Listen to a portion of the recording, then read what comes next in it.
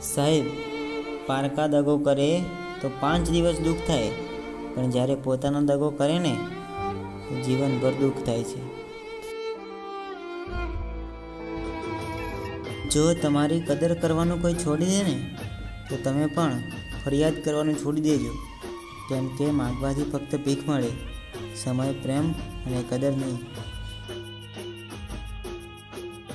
સાહેબ, હું એ માણસ છું જે બીજાની મદદ કરવામાં સૌથી પહેલો ઊભો હોઈશ, પણ જાતે પોતાને મદદની જરૂર હશે ને તો તમને કહેતા પણ અચકાઈશ.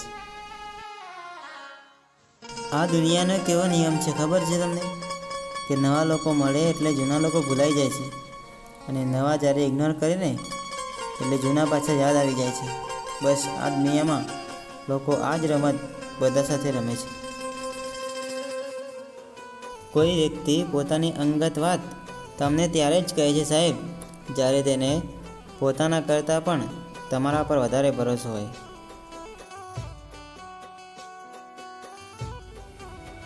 સાહેબ, ભગવદ્ ગીતામાં લખ્યું છે, જો ભગવાન તમને લાંબા સમય સુધી રાહ જોવડાવે ને તો તૈયાર રહો, એ તમને જીવનમાં તમે માગ્યું નહીં હોય એના કરતાં પણ ડબલ આપશે.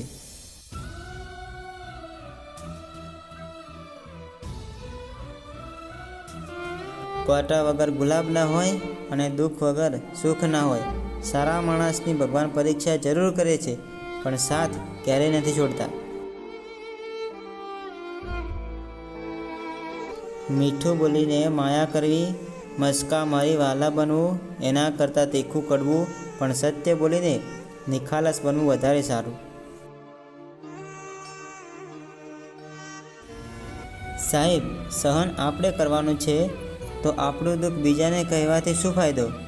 અને બીજાને કહેવા જઈએ તો લોકો આપણી મજાક બનાવીને મૂકી દેશે.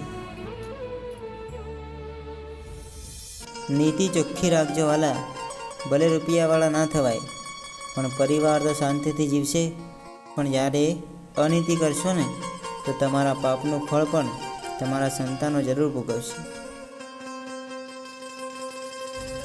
આ દુનિયામાં કોઈ આપણું છે તે આપણા મગજનો વહેમ છે, બાકી કોઈ કોઈનું નથી.